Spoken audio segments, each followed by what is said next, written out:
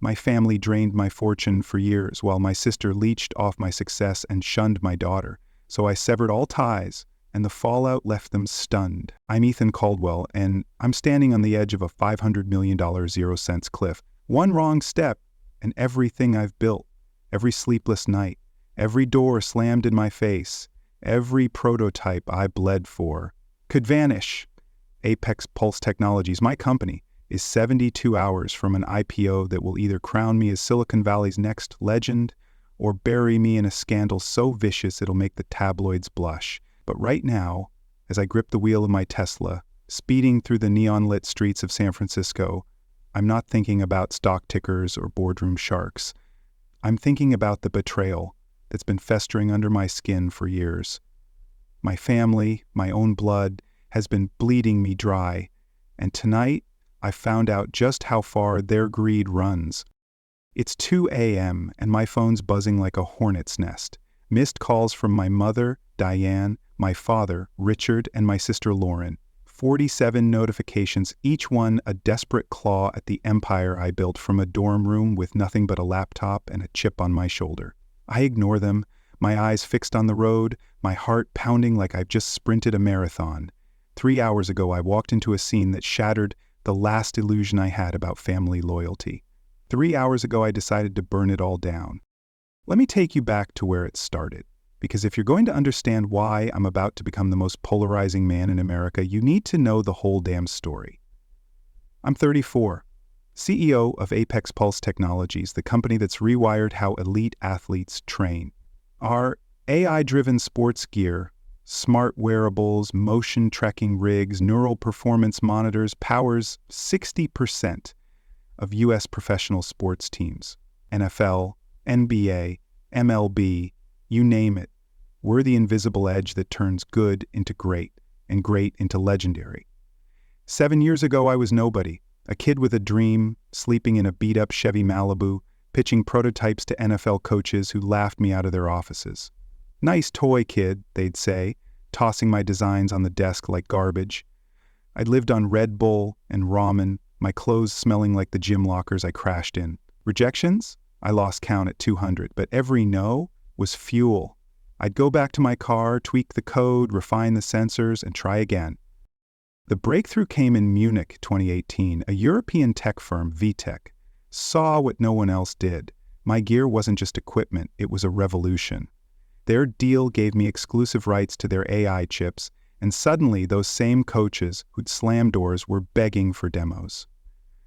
Apex Pulse went from a pipe dream to a juggernaut. 3 R&D labs, 200 employees, contracts with the Dallas Cowboys, the Lakers, the Yankees. We're not just a company, we're the heartbeat of modern sports. But success like that, it paints a target on your back. And the biggest threat wasn't competitors or hackers, it was my own family. My father, Richard Caldwell, used to be a name in the NFL. A coach who turned rookies into MVPs back when the Chargers were San Diego's pride. He retired at 50, claiming a knee injury made work impossible. Funny thing, though, that knee never stopped him from yachting off Coronado or sinking putts at Torrey Pines. My mother, Diane, is his perfect accomplice. She's never worked a day in her life, says stress gives her migraines, yet she's got the energy to host black tie galas for San Diego's elite. Then there's Lauren, my 31-year-old sister, the black hole of ambition. She's burned through more dreams than most people have in a lifetime: crypto trading, influencer vlogs, a vegan skincare line, you name it. Everyone a spectacular failure, everyone funded by me. Over 7 years, I've poured $2,500,000 0 cents into their San Diego mansion, their Bentley, their private chefs, Lauren's endless startups. That's $15,000 0 cents a month on their mortgage alone, $5,000 0 cents on utilities, $10,000 0 cents on cars and credit cards. And what did I get? Guilt trips and a pat on the back like I was their personal ATM. They didn't just take my money, they took my pride. Every milestone I hit, signing the Patriots, opening our Palo Alto lab, was met with a shrug. "That's nice, Ethan," Diane would say, her voice dripping with indifference.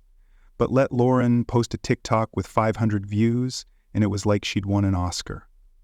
Family dinners became a parade of Lauren's potential, while my empire was an afterthought. They'd planned a $3 million 0-cents chalet in Aspen, sent me the listing like it was my job to buy it.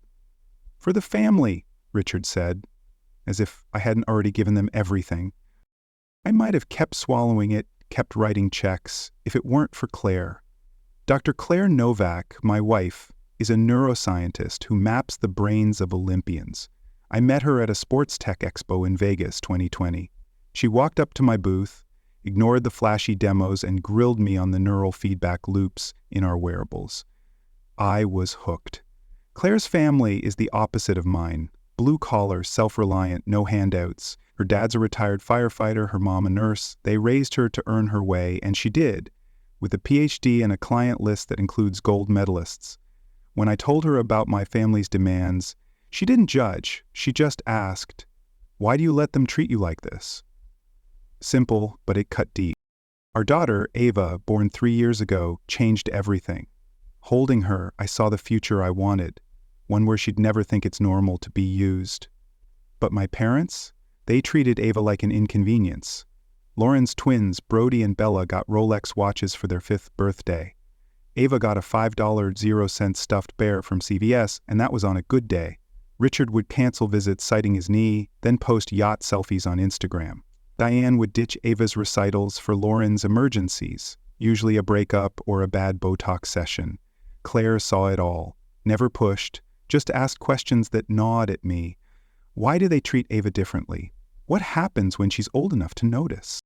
Tonight, it all exploded. Yesterday, Claire got a call from London. A breakthrough study on neural recovery, her life's work, needed her ASAP. A private jet was waiting. Our nanny, Maria, was in the ER with appendicitis. Ava, 5 years old and full of energy, needed someone for one night. One night during the most critical 48 hours of my career. The IPO meeting with Goldman Sachs was tomorrow, a make-or-break pitch to lock in $500 million 0 cents. I called Deanne. She's 15 minutes from our Palo Alto house, unemployed, always whining about missing Ava.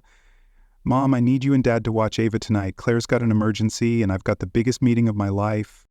She laughed. Not a chuckle, a full-on mocking laugh. "Ethan, honey, we're not babysitters. We raised our kids. You'll figure it out." I stood in my office, staring at the skyline, my $5,000 0-cent suit feeling like a straitjacket. 7 years, $2,500,000 0 cents, and this is what I get? Something snapped. Not rage, but clarity. I told my assistant to push the Goldman meeting to noon. She thought I was insane. Maybe I was. I got in my car and drove to San Diego. No call, no warning. My gut screamed something was off, and in business, you trust your gut. Their mansion loomed in the moonlight, a 6,000-square-foot monument to my stupidity. I paid for every inch. The marble floors, the infinity pool, the wine cellar they bragged about at galas. In the driveway, Lauren's Maserati, parked crooked, like she'd rolled in drunk. On a Tuesday night? She's supposed to be working as a crypto consultant, whatever that means. I didn't knock. Why should I? I'm the one keeping the lights on. The living room was a scene from a twisted sitcom. Richard and Diane on the floor building a Lego castle with Lauren's twins. Lauren sprawled on the $10,000 0-cent sofa I bought, scrolling TikTok. Her boyfriend Vince lounging beside her, smirking like he owned the place. Vince, a venture capitalist with a rap sheet longer than my arm, is Lauren's latest disaster. "Ethan!" Diane gasped, scrambling up, her diamond bracelet, another gift for me, glinting. "What are you doing here?" I stood there, suit pristine, voice calm but lethal. "Funny, I thought you weren't babysitters." Lauren didn't even look up. "Some of us need help, Ethan. Not everyone's a billionaire." Vince chuckled, his eyes cold. Richard rubbed his knee, the one that magically heals for yacht parties. "Son, don't make a scene. Lauren's stressed." "Stressed?" I said, my voice ablaze. "She's stressed, so you drop everything for her kids. But when I need one night for Ava, your granddaughter, you laugh in my face. After $2,500,000 0 cents, after 7 years of carrying you all?" The room froze. Lauren's phone slipped from her hand. Vince's smirk vanished. Diane's eyes welled up, but I wasn't buying the crocodile tears. "Let's talk numbers," I said, pulling out my phone. $15,000, 0 cents a month on your mortgage. $5,000, 0 cents on utilities. $10,000, 0 cents on cars. $200,000, 0 cents on Lauren's crypto scam. $150,000, 0 cents on her fashion line that never sold a single dress. Shall I keep going? Richard stood, his face red. "I made you, boy. My NFL contacts got you those first deals." I laughed, sharp and bitter. "You made me? I was sleeping in my car while you were sipping margaritas on a yacht. I built Apex Pulse. You built excuses." Diane sobbed. "You're breaking our hearts, Ethan. Family helps family." I turned to her, slow, deliberate. "Where was family when I needed a cosigner for my first lab? Where was family when I was eating out of cans? And where the hell is family for Ava?" Lauren shot up, fake tears streaming. "You're so perfect, aren't you, Mr. Big Shot, lording your money over us? Some of us have real problems." I stepped closer, my voice low. "Real problems? That Maserati outside? I paid for it. Your twins' private school? My money. Your stress? Bought with the loans you never repaid. Tell me more about your problems, Lauren." Vince leaned forward, his voice a hiss. "Careful, Caldwell, you're not untouchable." That's when I saw it, the glint in his eyes, the same one I'd seen in boardrooms before a knife comes out. Vince wasn't just a leech, he was dangerous. I didn't flinch. "Threaten me again, and you'll regret it." I turned to my parents. "You know Claire's a neuroscientist, right? She says your knee dad is a miracle, fine for yachting, useless for work. Funny how that works." Richard's jaw clenched. Diane wailed, "How dare you?" I didn't yell. I didn't need to. "I'm done. The money stops tonight. Mortgage, cars, all of it." "You're on your own." Lauren scoffed. "You'll cave. You always do."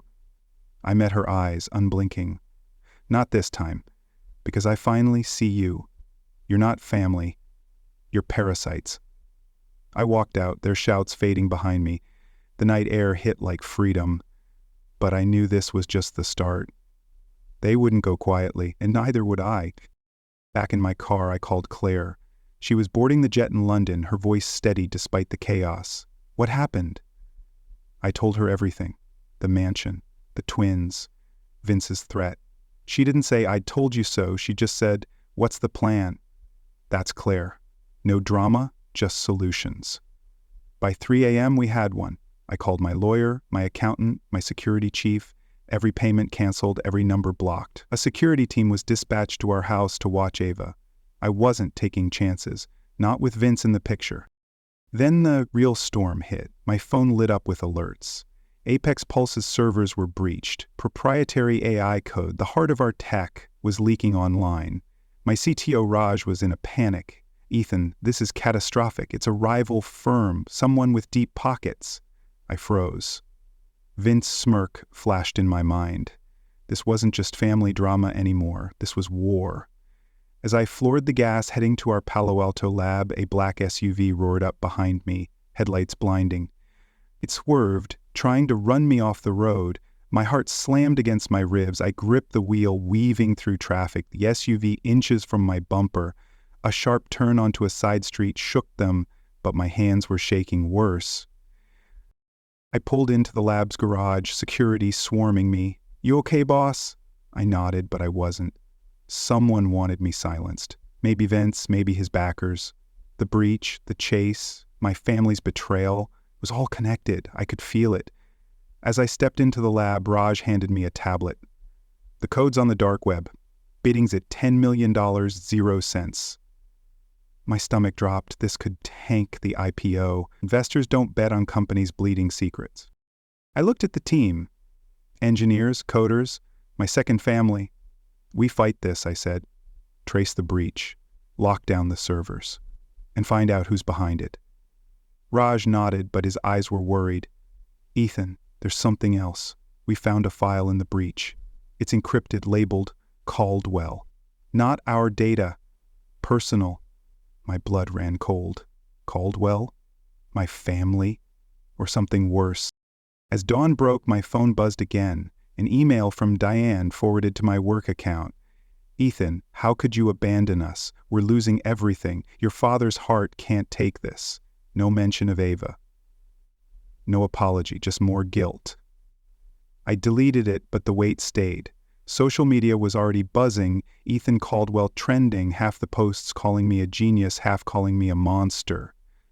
Cut off his own parents. One ex-post screamed, "He's a hero for standing up to leeches," another countered. America was picking sides, and I hadn't even told my story yet. I looked at Ava's photo on my desk, her smile brighter than any IPO. This wasn't just about money or revenge, it was about her future, her worth. I'd built Apex Pulse for her, to show her what's possible when you fight. But now, with hackers, thugs, and my own family gunning for me, I wondered, had I started a war I couldn't win? Or was this the moment I'd finally break free?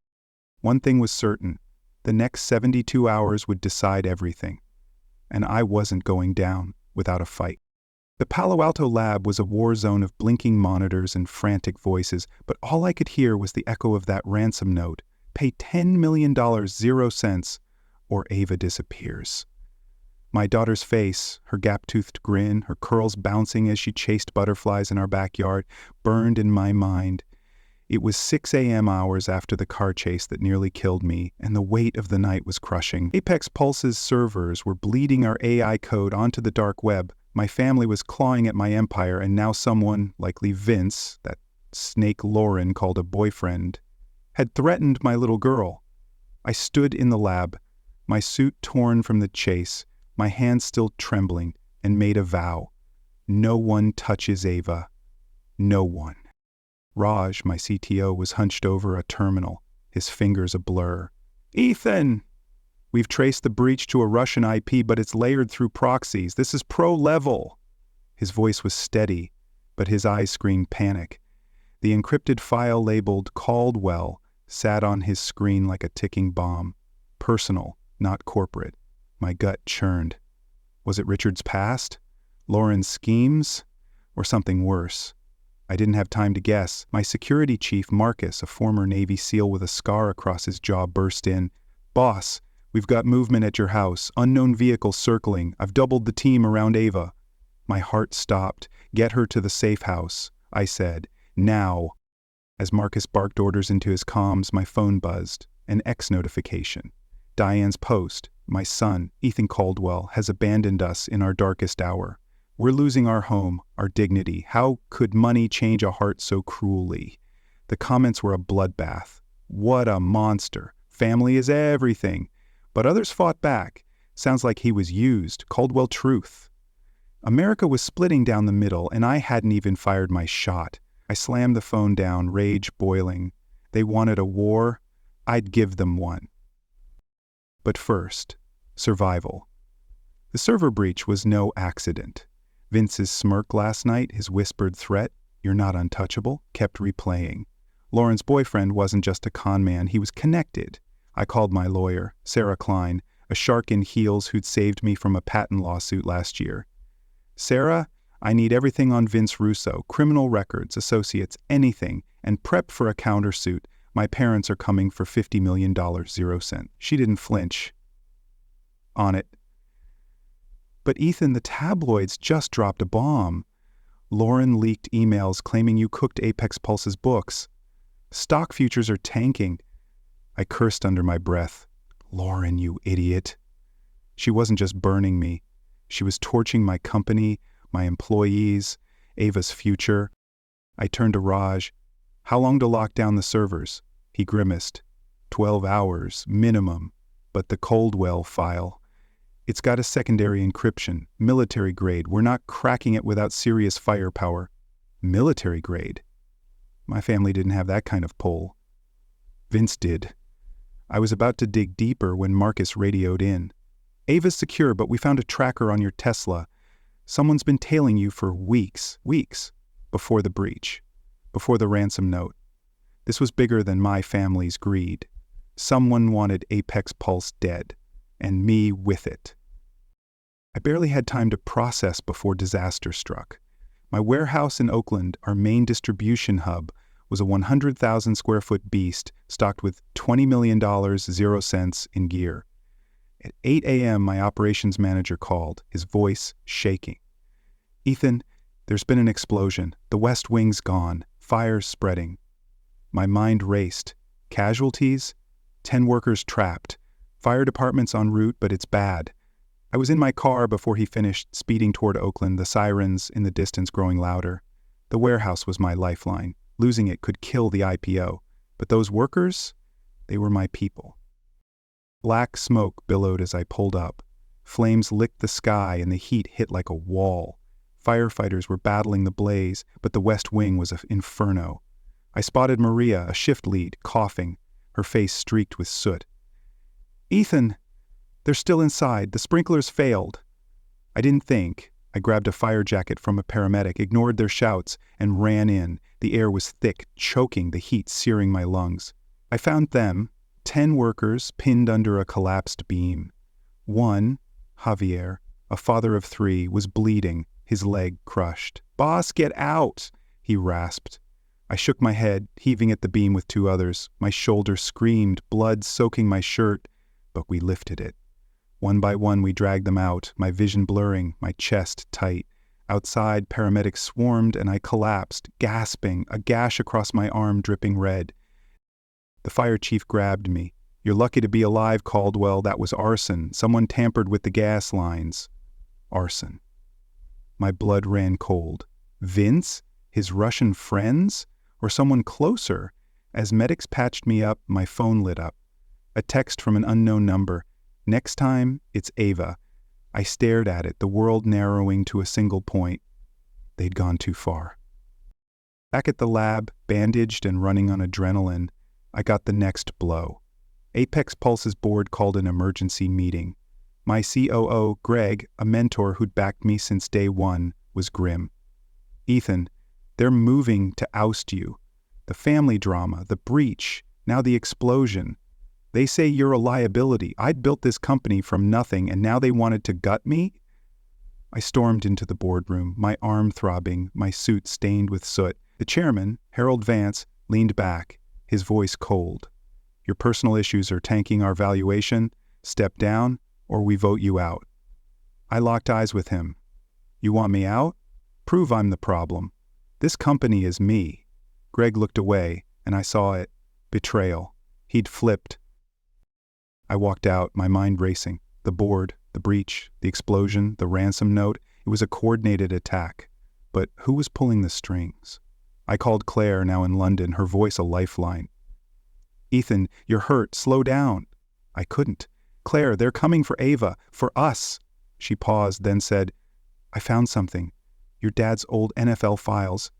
There's a betting scandal buried deep. He was never charged, but it's dirty. Could be leverage." "Richard, you bastard." Was this the Caldwell file? His past weaponized against me? Then Lauren escalated. The tabloids ran her fake emails, screaming Ethan Caldwell defrauds investors. The stock market hemorrhaged $200 million, 0 cents in hours. X exploded with Ethan the traitor, but Caldwell Truth fought back. Fans posting, "My patents, my charity work. I was a villain to some, a hero to others." My employees were split, half quit, calling me ruthless, half rallied, taping "We Are Apex Pulse" signs to their desks. I wanted to fight back, but Sarah stopped me. "Ethan, we've got bigger problems. Your parents just filed a $50 million 0 cent lawsuit, emotional distress, breach of familial duty. It's a circus, but it's real." I laughed, bitter. "They want $50 million, 0 cents for the lifestyle I already paid for?" Sarah handed me a dossier. "We've documented every penny. $2,500,000, 0 cents over 7 years. Mortgage, cars, Lauren's scams. We'll bury them in court, but Vince, he's a ghost. Ties to a Russian tech syndicate, maybe oligarchs. The ransom note's his style. Russian syndicate, the breach, the tracker, the explosion. It fit. Vince wasn't just Lauren's boy toy, he was a pawn in a bigger game. I posted on X, no filter. 7 years, $2,500,000, 0 cents. My family took everything. Here's the proof. Bank records, texts, emails. Diane laughing about Ava. Richard's Aspen Chalet plans, Lauren's $200,000 0 cents crypto bust. The internet erupted. Caldwell trended worldwide, but the hate rolled in too. You aired family secrets, heartless tycoon. My inbox filled with death threats. One chillingly specific. Ava won't make it to 6. I was spiraling when the next hit came. At a San Francisco tech conference, I was keynote, pitching Apex Pulse's future to 5,000 investors. My arm was in a sling, my ribs bruised, but I took the stage. Halfway through, a man in a press badge rushed me, his eyes wild. "You're a fraud, Caldwell." A blade flashed, the crowd screamed. I dodged, my training from college boxing kicking in, and tackled him. Pain exploding in my shoulder. Security swarmed, but blood seeped through my shirt. His knife had grazed my side. The journalist was a hired thug, his badge fake. Vince's work? Or the board's? The conference was live-streamed, and X lit up. "Ethan's a fighter." I was bleeding, but the world was too busy arguing to care. Days later, at a charity gala, I was barely upright, my wounds bandaged, my mind on Ava, now hidden in a safe house. I was toasting donors when my vision blurred. My glass slipped, wine and poison mixing on the floor. I collapsed, the room spinning, voices fading. I woke in ICU, tubes in my arms, Claire at my side. "You were poisoned, Ethan. Bryson derivative. You're lucky to be alive." Lucky? I'd been chased, stabbed, blown up, and now poisoned? This wasn't luck, it was war. Claire's eyes were red, but her voice was steel. I hacked Richard's old emails. The betting scandal. He fixed games, Ethan. Took bribes. The Caldwell file might be his confession. My father, a criminal? It explained everything. While I was in a coma, Vince struck again. An investor, Paul Drayton, called Sarah. "Tell Ethan to reinstate his family's funds or I pull $100 million 0 cents from the IPO. Sarah traced Drayton's accounts. Wired to a Russian shell company, Vince's syndicate. I was out of the hospital, barely, when I rescheduled the Goldman meeting. Limping, scarred, I pitched like my life depended on it, because it did. The deal closed. $500 million, 0 cents, secured. The IPO launched, Apex Pulse's stock soaring despite the chaos. I'd won, but at what cost? My family's world crumbled. Lauren's twins were expelled from their $40,000 0 cents a year school, payments gone. Richard's knee healed. He took a job coaching at a community college, his yacht repossessed. Diane, the gala queen, was now a Nordstrom clerk, her designer bags sold on eBay.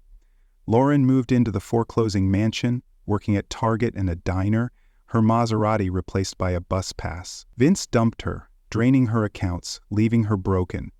The $200,000 0 cents Aspen deposit refunded to my business, straight to Ava's trust fund. I redirected the $2,500,000 0 cents I'd wasted on them to R&D and Ava's future. Diane tried one last play, posting on X. "Ethan's lies have destroyed us, we're starving." I countered with everything, screenshots, wire transfers, Richard's golf club bills. Family friends called apologizing, stunned by the truth. Lauren's ex-husband Tom used my evidence to win full custody of their twins, citing her lies about child support. The lawsuit? Sarah shredded it, our $2,500,000. 0 cents in receipts, a knockout punch. But the real bombshell came from a whistleblower, an ex-hacker who'd worked for Vince's syndicate. "Russo's tied to Russian oligarchs," he told Sarah. "They want Apex Pulse's AI for military drones, the breach, the threats. It's them." My skin crawled. This wasn't about family anymore, it was global. Claire's find, Richard's betting scandal, tied him to the same syndicate, a dirty deal from his NFL days. The Caldwell file was his death knell and he knew it. I planned a live TV interview, CNN, to face my family head on. Risky? Hell yes. But I was done hiding.